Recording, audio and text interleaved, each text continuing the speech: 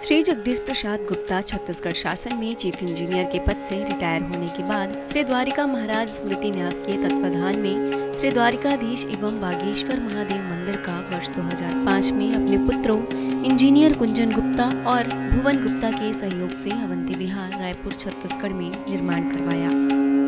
श्रीमद् भागवत कथा, राम कथा, गीता तत्व, वेदांत आदियों के तात्पर्य को व्यासपीठ से कहने के कारण इन्हें शब्दों द्वारा आचार्य श्री जगदीश भी कहा जाता है। अपना संपूर्ण जीवन परमात्मा की सेवा में दे दिया। आपने परमात्मा भगवान श्री द्वारिकाधीश के दिव्य गुणों और कर्मों को लेकर अभी तक 15 ग्रंथों की रचना की है। इन सभी ग्रंथों को भारतवर्ष के जगत गुरु और महापुरुष संतों के द्वारा आशीर्वाद प्राप्त हुआ है। इनमें से श्वेता स्वरूप उपनिषद, श्री राम कथा अमृत से अनमोल, मुंडक उपनिषद, कथा उपनिषद, सरलतम बोध, इन पुस्तकों पर उनके सारे प्रवचन यूट्यूब पर अपलोड कर दिए गए हैं। किताबों का नाम डालकर लिंक ओपन करके आप उसका आनंद उठा सकते हैं। श्रीमद् भागवत और वेदांत सार के प्रथम खंड की अनुक्रमणिका पर प्रथम विचार भागवत की विषय वस्तु और वेदांत का तात्पर्य, इसका उद्बोधन सुन रहे हैं आप। श्रीमद् भागवत और वेदांत सार के प्रथम खंड की अनुक्रमणिका पर प्रथम विचार भागवत की विषय वस्तु और वेदांत का तात्पर्य, इसका उद्बोधन सुन रहे हैं आप। अंधकार की प्रतिबिंब की प्रतीति से, दूत निर्माण प्रतीति से, राहु की प्रतीति से, अंधकार की प्रतीति से, प्रपंच की प्रतीति से, जबकि कुछ भी इस परमात्मा में नहीं है, फिर भी प्रतीति तो है। तो इस आभास का कारण माया है, भगवान की माया शक्ति है। भगवान ब्रह्मा जी को उपदेश करते हुए कहता, तीसरा मंत्र चतुर्श्लोकी भागवत का 2 मंत्र हम बता चुकी आपको। भगवान तीसरा उपदेश करते, तीसरे मंत्र में बोलते ब्रह्मा जी को, देखो ब्रह्मा जी, जिस प्रकार से यह जो है महांति भूतानी, पृथ्वी छित जल पाव गगन करेगा समीरा, पृथ्वी है, जल है, अग्नि है, वायु है, आकाश है, भूतेषु उच्च अवचेषु अनु, सभी प्राणियों में ये रहते हैं। सब प्राणी में आप पृथ्वी तत्व पाएंगे, आकाश तत्व पाएंगे, जल तत्व पाएंगे, अग्नि तत्व पाएंगे, सब पाएंगे आप। और उससे अलग भी सत्ता में रहते हैं, पृथ्वी तत्व है भी और अलग भी है उससे। उसी प्रकार मैं भी सब में प्रवेश करता हूं, सब में हूं, सब में प्रविष्टानि अपविष्टानि तथा, इन सब में मैं ही प्रवेश करता हूं और मैं जो हूं उनसे अलग भी हूं, इसलिए सत्ता बनाए हुए हूं। तो दूसरे शब्दों में ही मैं उनमें हूं और मैं मेरे में, और उनसे अलग मैं उनमें हूं, उनसे अलग भी हूं। क्लियर समझिए, मैं उनमें हूं, उनसे अलग भी हूं। जैसे सिंपल है, बीज जो है सब फलों में बीज है, उससे अलग भी अलग पड़ा हुआ झाड़ के नीचे में, तो इतना बड़ा फल फूल गया है, लाइक दैट। अब इस मंत्र में ये आएगा, यथा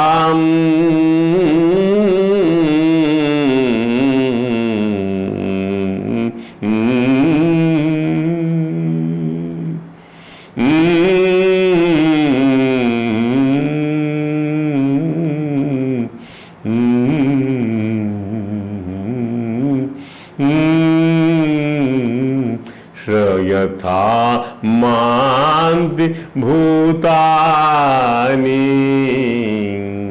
भूतेषु चावचेष्वनु, भूतेषु उच्च अवचेषु अनु, सब छोटे बड़े सभी प्राणियों में, भूतेषु उच्च छोटे बड़े और छोटे, अवचेषु अनु, सब में कायम भी अपनी सत्ता अलग बनाए हुए हमने समझाया आपको, उसे अलग ही। उसी प्रकार भगवान ने प्रविष्टानि अप्रविष्टानि तथा तेषु, उसी प्रकार से सब प्राणियों में मैं प्रवेश भी करके करता भी हूं, उनसे अलग भी हूं। ध्यान दीजिए, जीव ब्रह्म में जाकर फिर से मिल जाता है वापस, यही तो अंतिम उद्देश्य है भागवत जी का। तो दूसरे शब्दों में मैं उनमें हूं और वह उनसे अलग भी। भगवान ब्रह्मा जी से कहते हैं कि इस दृष्टांत से भी अपने द्वारा उत्पन्न सभी वस्तुओं में स्थित हैं और उससे पृथक भी है। भगवान कारण रूप से विद्यमान है और कार्य रूप से प्राणियों के शरीर निर्माण के कार्य में प्रवेश। कारण ये है, पृथ्वी कारण है, आकाश कारण है, समझे कि नहीं? तेज कारण है और कारण रूप से विद्यमान है भगवान, अब कार्य रूप से प्राणी शरीर में निर्माण कार्य प्रवेश भी की हुई। लक्ष्यार्थ यह है कि भगवान सभी प्राणियों में आत्मा के रूप में प्रविष्ट है और एक उनके अतिरिक्त और कोई सत्ता न होने से उनसे पृथक भी है और उनमें प्रविष्ट नहीं भी है। वास्तव में श्रीमन नारायण ने ब्रह्मा जी को जगत का तत्व समझाया है। वास्तव में जगत का तत्व समझाने का तरीका भगवान का ये वाला है। जगत में कार्य कारण भाव देखने में आता है। कार्य कारण, कोई कार्य है, जैसे घड़ा कार्य है, कारण उसका क्या? मट्टी है। आकाश कारण है तो वायु उसका कार्य है, वायु कारण है तो अग्नि उसका कार्य है। अर्थात कारण से कार्य बनता है। मिट्टी का फिर समझाया, अग्नि कारण है तो जल उसका कार्य है, जल कारण है तो पृथ्वी उसका कार्य है, पृथ्वी कारण है तो सभी भूत प्राणी उसी के कार्य है। तो घड़े का कार्य होता है, कारण रूप मिट्टी ही तो उस घड़े में लगती है। तो मिट्टी पहले से नहीं रहती क्या? रहती है। अब घड़ा फूट जाते मिट्टी उसमें से निकल जाती क्या? नहीं होता कि मिट्टी ज्यों की त्यों है वह मिट्टी। उसी तरह ये संपूर्ण जगत कार्य कारण भाव से व्याप्त है। सारा जगत परमात्मा में है, परमात्मा जगत में। सिंपल, इस पर ध्यान दीजिए और तथा ना पर इसको समझ जाएंगे आप। इसको समझने के लिए आपको अनेक जन्म लेना पड़ेगा, बिना इसको समझे आपकी गति नहीं है। अथ चेदना सकत बोधुम प्राक शरीर विमोक्षणा सर्गेषु कल्पेषु शरीरत्वाय कल्पते। सर्ग में जब जब सृष्टि बनाएंगे भगवान, कोई ना कोई योनि में डालेंगे जीव को। जा सीख के आना कि तू और मैं एक है करके। क्यों जाके तो समझ स्थापित कर लिया प्रकृति से अपना। इसलिए भगवान कहते हैं चेद ना सकत बुद्धू, प्राक शरीर छूटने के बारे जान तो जाओ कि उसके साथ हमारी साधर्म्यता है, तादात्म्यता है, एकात्मकता है, अद्वितीयता है। उसकी अद्वितीयता सिद्ध करने के लिए आपको द्वितीय नहीं होना है। ध्यान दीजिए। तो परमात्म तत्व की दृष्टि से जगत कैसा है? पूरे न घड़ा मिट्टी में घुसता न मिट्टी घड़े में घुसती, आप प्रविष्ट होकर ही प्रविष्ट प्रतीत होती है। यह इसकी स्थिति है। गीता में भगवान कृष्ण ने कहा, मत्सानि सर्वभूतानि, मत्सानि सर्वभूतानि। सर्वभूत जो है मेरे में स्थित है, न चाहम तेषु अवस्था, मैं उनमें स्थित नहीं हूं। अर्थात सर्ववाणी उनमें से, परंतु मैं उनमें से नहीं। फिर कहते न तमस्थान भूतानी, न तमस्थानी भूतानी मुझमें स्थित नहीं है। देख मेरा योग ऐश्वर, सब भूत प्राणी मुझमें स्थित नहीं, मैं तो अलग खड़ा हुआ हूं। मैं वह प्रकृति थामे है, माया थामे हुई है उसको, मैं अलग ही तो हूं। ये मेरा योग ऐश्वर्य है, यही मेरा योग। इसका यही मतलब प्रभु अप्रविष्ट होकर भी प्रविष्ट हुए लगते हैं, अप्रविष्ट होकर भी प्रविष्ट हुए लगते हैं। यही उनकी माया है, यही उनकी माया शक्ति का ऐश्वर्य है। माया की महिमा है, माया के बारे में कुछ भी बोला नहीं जा सकता। इसी अज्ञान को, इस प्रतीत होने वाली सत्ता का ज्ञान से उन्मूलन करना ही भागवत दर्शन है।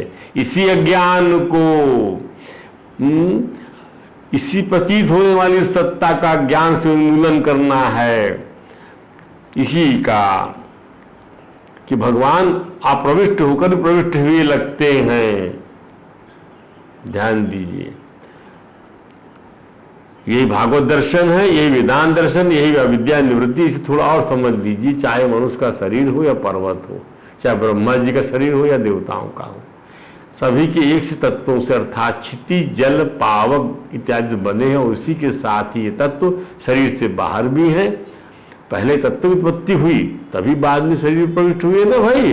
इसी प्रकार परमात्मा अपने अंतरंगा अब बहिरंगा शक्तियों सहित ब्रह्मांड की प्रत्येक वस्तु में भीतर स्थित है। अंतरंगा माने, अंतरंगा माने जीव शक्ति, और बहिरंगा माने जो है प्रकृति की शक्ति। और उसी के साथ साथ प्रत्येक वस्तु के बाहर वैकुंठ लोक में भी स्थित रहते हैं।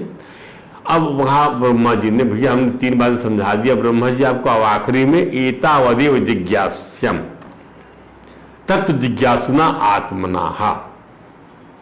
देखो ब्रह्मा जी, जो आत्मा अर्थात परमात्मा का तत्व जानना चाहता, तत्व जिज्ञासुना आत्मना, परमात्मा का जो तत्व जानना चाहता है ऐसा जिज्ञासु, उन्हें केवल इतना जानने की आवश्यकता, एतावदेव जिज्ञास्यम, इतना ही जानने की उसकी जिज्ञासा होना चाहिए कि अन्वय व्यतिरेकाभ्याम, अन्वय और व्यतिरेक के द्वारा वही सब जगह वही है। अन्वय और व्यतिरेक पद्धति से इसको समझ लीजिए, यह ब्रह्म नहीं, ये ब्रह्म नहीं, ये ब्रह्म है नहीं, ये ब्रह्म है ये नहीं, ये ब्रह्म है ये नहीं, ये ब्रह्म नहीं, ब्रह्म से अलग है, व्यतिरेक पद्धति हो गई।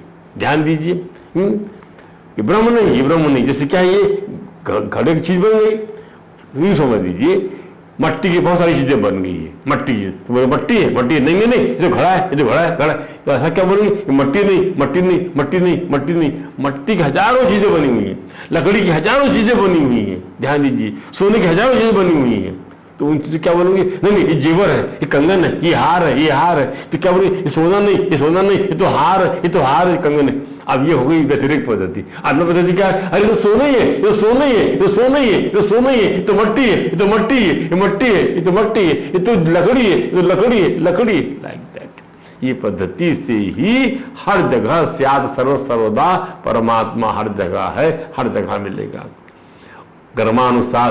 तो श्रीमन नारायण से अतः उच्च चौथा श्लोक था भागवत जी का, इसको चतुर्थ श्लोक की भागवत कहते हैं। ये 4 श्लोक की भागवत में चारों श्लोक की भागवत का विस्तार किया ब्रह्मा जी ने, क्रियान्वय करके बताया। प्रैक्टिकल है इन ज्ञान का, आपको भी अपने ज्ञान का व्यवहारिक पहलू, इसलिए गीता में ब्रह्म ज्ञान, ये ब्रह्म ज्ञान हो गया, उसके बाद निष्काम कर्मयोग का संपादन हो गया। ब्रह्म ज्ञान के बाद ही निष्काम कर्मयोग का संपादन सम्यक दर्शन से परिपुष्ट कर देगा आपको। इसलिए भगवान ने जिज्ञासु भक्त को बड़ा महत्व दिया है। तो ब्रह्मा जी को इस बात का भय होना हुआ था कि सृष्टि रचना के कार्य से उनमें अभिमान उत्पन्न ना हो जाए। उनको क्या, किसी को भी अभिमान नहीं कि मैंने परिवार बनाया, पाला पोसा, बड़ा किया, पढ़ाया लिखाया, नहीं। तो उन्होंने कहा कोई ऊपर कोई नियंत्रण करने वाला नहीं, मैं कौन मुझको बोलने वाला है कि मैंने पढ़ाया लिखाया, मेरे को कौन बोलने वाला है। तो इस दर्शन सुनने के बाद तो उनका ज्ञान जाता रहा। तो ब्रह्मा नारायण ने उनसे बात और कह दी। भागवत सुनाने के बाद भगवान ने ब्रह्मा जी से कहा कि देखो ब्रह्मा जी, एतद मतम समाधि, मेरा ये जो मत है इस पर जो है अविचल समाधि के द्वारा, मेरे सिद्धांत पूर्ण निष्ठ अविचल समाधि के द्वारा, कहीं चित्त को मत जाने दो, संपूर्ण इंद्रियों का निग्रह मन में करो, मन का निग्रह बुद्धि में करो, बुद्धि का चित्त में करो, चित्त का अहंकार का मत, इस प्रकार से करके संपर्क समाधि में आ जाओ। एतन्मतम, जो मैंने बताया आपको चारों बातें, समातिष्ठ परमेण समाधिना भगवान कल्प विकल्पेशु, आप कभी विकल्प और विकल्प में न विमुह्यते करहि चिता। इसका अर्थ है कि कल्प कल्प में विविध प्रकार की सृष्टि रचना करते समय तुम्हें कभी मोह नहीं, लेकिन मोह हो गया था ब्रह्मा को। वो प्रसंग भागवत जी में है, जब देखिए कि अरे ग्वाल बाल, कैसा भगवान है जो ग्वाल बालों के साथ जो है ये जो है दही भात का कौर लिए पड़ा हुआ, उनको इनको खिला रहा है, उनको खिला रहा है। उनके ब्रह्मा जी ने सब बछड़ों को चुरा लिया। अचानक मोहित हो गए कि ये रचना मैं करता हूँ और ये समझता हूँ। अब तो कुछ भी समझिए आप, क्योंकि भगवान ने बताया कि ब्रह्मा जी आखिर तुमको मोह हो ही गया ना, और फिर भगवान के चरणों में गिरे। वो प्रसंग अलग आएगा जब बताएंगे आपको। इसका अर्थ यह है कि सिद्धांत में दृढ़ निष्ठा हो जाने के बाद, चाहे संकल्प हो, चाहे विकल्प, चाहे भेद की प्रतीति हो, चाहे अभेद की, चाहे कोई अच्छा मालूम पड़े या बुरा, लेकिन अपना काम कम इस सिद्धांत के अनुसार अन्वय व्यतिरेक के तत्व दर्शन के अनुसार करने पर मोह या भ्रम का कोई हेतु नहीं बचेगा। सब कुछ परमात्मा ही है ऐसा लगेगा। अब जो 4 श्लोक में बात बताई गई वही समस्त श्रीमद् भागवत में है। ये 4 श्लोकों का 4 गुना, 40 गुना, 4000 गुना, अनंत गुना विस्तार जो है भागवत में होगा। ध्यान दीजिए, जैसे भगवान की सांसों का अनंत गुना विस्तार है, अनंत का अनंत गुना विस्तार है। वेदांत जो है 1,00,000 ऋचाओं का पता नहीं कितना विस्तार हो गया। हमारे मानसिक गुरु स्वामी अखंडानंद जी महाराज ने बताया कि भौतिक वस्तु का विज्ञान प्राप्त करना हो तो इस जो सबसे बाद का ज्ञान है, लेटेस्ट इन्वेंशन क्या हुआ, उसको मान्यता मिलती, परंतु परमेश्वर का स्थिर तत्व है परमार्थ, वो कभी बदलता ही नहीं। उसमें क्या लेटेस्ट और क्या अर्लीस्ट और क्या अर्थवाइल, कभी नया बनता ही नहीं। आदि अवस्था में जो उसकी अनुभूति है वही सर्वश्रेष्ठ अनुभूति है। ईश्वर विषय ज्ञान गुरु परंपरा से प्राप्त होता है, जबकि भौतिक विषय ज्ञान खोज से प्राप्त होता है। ध्यान दीजिए, ईश्वर विषय ज्ञान गुरु परंपरा से प्राप्त होता है। नारायण ने ब्रह्मा जी को, ब्रह्मा जी ने सनकादि ऋषियों को, सनकादि जी नारद जी को, नारद जी ने व्यास जी ने सुखदेव जी आदि को, अब सब समकालीन ऋषियों ने, मैत्रेय जी ने विदुर को, आदि आदि आदि चलता चला जा रहा है। तो आदि अवस्था में जो उसकी अनुभूति हो वही सर्वश्रेष्ठ अनुभूति ईश्वर विषय ज्ञान गुरु परंपरा से प्राप्त होता है और भौतिक विषय ज्ञान खोज में से प्राप्त। अतः से भागवत शिष्य परंपरा से प्राप्त वेदांत का सार है। अब इसी ब्रह्म रूपी सुखदेव जी महाराज ने अपने पिता व्यास जी श्री कृष्ण द्वैपायन व्यास से सीखकर कथा बनाकर, भागवत कथा बनाकर प्रभु प्रेमियों को पिला दिया श्रीपाक्षी जी के माध्यम से। अतः से भागवत की 10 विषय वस्तु में जो आश्रय तत्व है वही वेदांत में अधिष्ठान कहलाता है।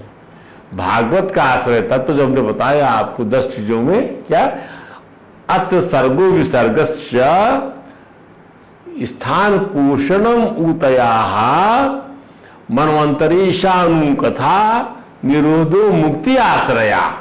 ये जो आश्रय तत्व है भागवत जी का, परमात्म तत्व भागवत तत्व, यही वेदांत का अधिष्ठान है। ध्यान दीजिए, इसलिए हमारे ग्रंथ जो 3 ग्रंथ हैं, श्वेताश्वतरूप सरलतम बोध, कठोर सरलतम बोध और मुंडको सरलतम बोध, इस वेदांत की 3 ग्रंथ का जो सरलतम कंसेप्ट है उसको हमने जो है भागवत से पूरक बनाया हुआ है। उसको भी आप देखिए, उसके भी जो है रिकॉर्डिंग आप यूट्यूब में जाके देखिए, इस नाम से डालिए कठोर सरलतम बोध, मुंडको सरलतम बोध और श्वेता स्वरूप सरलतम बोध डालिए। अभी आपको, और वो जो है द्वारकाधीश टेम्पल में आ जाएगा, उसमें हमारा नाम अपने आप आ जाएगा, क्योंकि हम तो बहुत छोटी अवस्था में चल रहे हैं भाई, इसलिए हमने इन पुस्तकों का नाम डाल दिया। आपको वहां पर जितनी पुस्तक इस विषय पर है वहां पर नाम आपको मिल जाएगा और तब आपको आनंद आने लगेगा, तब आप पूरा प्ले लिस्ट चले जाइए।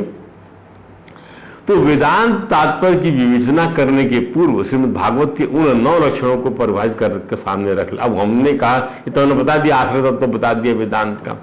अब उन 9 तत्व जो और हैं उनकी परिभाषा समझ दें। तो जो 10वां विषय आश्रय है, जिसे वेदांत में अधिष्ठान कहा गया, उसी का ठीक ठीक निश्चय करने में आसानी हो जाएगी। अब क्या है सर्ग? भूत मात्रेन्द्रिय धियाम जन्म सर्ग उदाहृता। भूत मात्रा इंद्रिय धियाम, ध्यान दीजिए, इनकी उत्पत्ति जो होती है, किसकी? भूत प्राण भूतों की। पंचमहाभूत क्षितिज जल पाव गगन समीरा, आकाश वायु अग्नि जल और पृथ्वी, 5 महाभूत या 5 तत्व। फिर इंद्रियां, रूप रस शब्द स्पर्श गंध, 5 तन्मात्राएं और इनसे 5 ज्ञान इंद्रियां, नेत्र कर्ण नासिका त्वचा जिह्वा और मन बुद्धि अहंकार महतत्व, इनकी जो उत्पत्ति है उसे सर्ग कहते हैं। सब की उत्पत्ति हो गई साहब। 5 ज्ञानेंद्रिय और कर्मेंद्रिय तो अंधी है, ध्यान दीजिए, वो तो ज्ञानेंद्रियों के ही सहारे चलती हैं। जैसा आंख देखेगी वैसा हाथ काम करेगा, पैर काम करेगा, ध्यान दीजिए। तो भूत हो गया, मात्रा होगी, मतलब ये तन्मात्रा, रूप रस शब्द स्पर्श गंध, ये 5 विषय, और ये इंद्रिय जो मैंने बताया आपको, 5 इंद्रियां, 5 ज्ञानेंद्रिय, नेत्र कर्ण रसिका नासिका त्वचा जिह्वा, और ध्यान में सब आ गया, मन बुद्धि अहंकार और महतत्व यहाँ डाल दिया उसने, मन बुद्धि महतत्व अहंकार। इनकी जो उत्पत्ति उसे सर्ग कहते हैं, इनकी उत्पत्ति सर्ग कहलाती है। यदि ये सब नहीं बनाया जाए तो विसर्ग नहीं बन सकता। ध्यान दीजिए, इनकी उत्पत्ति श्रीमन नारायण ब्रह्मणो गुण वैषम्याद विसर्गा। अब इसके बाद ब्रह्मणो गुण वैषम्याद विसर्गा पौरुषा स्मृता।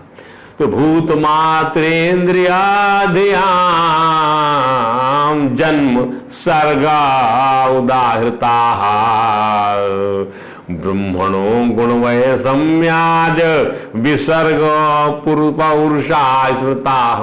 अब श्रीमन नारायण की प्रेरणा से ब्रह्मणों, ब्रह्म की प्रेरणा, माया की प्रेरणा से ब्रह्म महाकाल भगवान की प्रेरणा से सत्वरतम गुणों में गुण वैषम्या, किसकी प्रेरणा से? ब्रह्मणों, वह ब्रह्म परम ब्रह्म की प्रेरणा से। गुण में क्षोभ होने के फलस्वरूप होने वाला जो रूपांतर होता है, इनकी उत्पत्ति जो होती है, जो रूपांतर होता है, विराट पुरुष श्रीमन नारायण से ब्रह्मा द्वारा उत्सर्ग से जो दूसरी रचना होती है, आप समझिए रूपांतरण किससे रूपांतरण होगा, और रूपांतरण करने का काम कौन करेगा? रूपांतरण करने का काम विराट पुरुष श्रीमन नारायण उत्पन्न ब्रह्मा करेंगे। उत्सर्ग से जो दूसरी रचना होती है उसको अर्थात विविध राशि निर्माण से विसर्ग कहते हैं। फिर समझ दीजिए इसको आप, ब्रह्मणों गुण वैषम्याद, तीनों गुणों में शुभ होता है श्रीमन नारायण की प्रेरणा से। यहां तक ये बात आ गई। विसर्गा पौरुषा स्मृता। अब विराट पौरुषा, विराट पुरुष श्रीमन नारायण, विराट पुरुष श्रीमन नारायण से भगवान का विराट रूप क्या बना? इन सब गुणों का समन्वय, उसमें भगवान खुद प्रवेश कर गए। उसके बाद में वहां से जो 1000 वर्ष तक पड़ा रहा, उससे जल में, उसके बाद भगवान वहां के उनकी नाभि कमल से वह जो है गर्भोदय साईक विष्णु की उत्पत्ति होती है। विराट पुरुष पहली उत्पत्ति, पहला जो है अवतार है, और उससे ब्रह्मा, तो ब्रह्मा जो बन के आता है पौरुषा स्मृता, तो ब्रह्मणो गुण वैषम्याद विसर्गा पौरुषा स्मृता।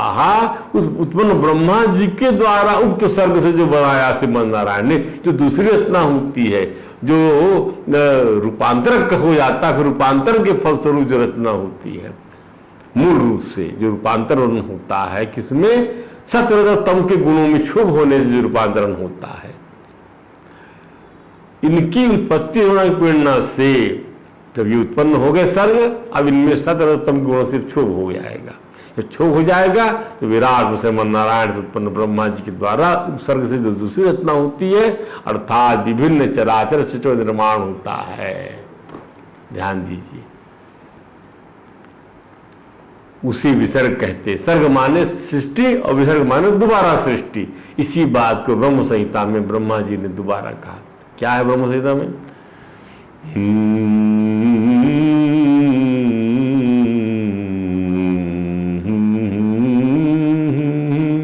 यह कारणाणव जले भजति स्म योग निद्रावनंत जगदंड सरोम कूपा आधार शक्तिमवलंब्य परां समूर्ति गोविंदमादि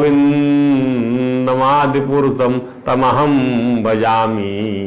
गोविंद श्री कृष्ण का प्रथम पुरुष अवतार महाविष्णु कहलाता है। वे योग निद्रा में रहते हैं और उनके दिव्य शरीर में प्रत्येक रूम क्षेत्र में असंख्य ब्रह्मांड से रहते हैं। भक्ति वेदांत प्रभुपाद जी महाराज से स्पष्ट किया है कि भगवान की विशिष्ट शक्तियों के प्राकट्य से ही श्रुतेन अर्थात वैदिक निर्देश से ही यह सृष्टि संभव है। बिना वैदिक निर्देश की यह सृष्टि प्रकृति को प्रतीत होती है। ऐसा निष्कर्ष अल्प ज्ञान के कारण ही निकलता है। वैदिक निर्देश स्पष्ट समस्त शक्तियों अंतरंग, अंतरंगा, बहिरंगा तथा तटस्था के मूल में तो भगवान ही है। जैसा कि पहले बताया गया है, ये तो हम भ्रमपूर्ण निष्कर्ष है, भ्रमपूर्ण निष्कर्ष है। It is a deluded base result. क्या है वह? कि यह सृष्टि जड़ प्रकृति के द्वारा बनी है। वैदिक निष्कर्ष दिव्य प्रकाश है, जबकि अवैदिक निष्कर्ष भौतिक अंधकार है।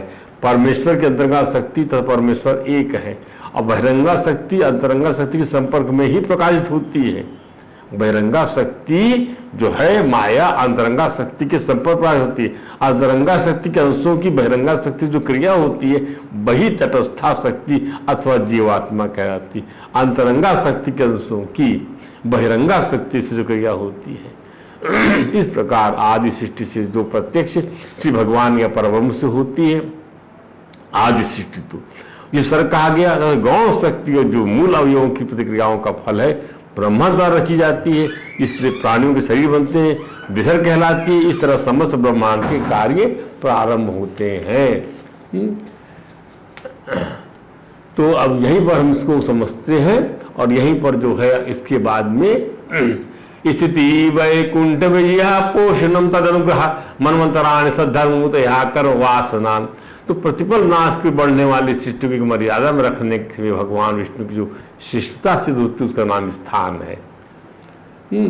अपने द्वारा स्वचित सृष्टि भक्तों की जो कृपा होती है उसका नाम पोषण है।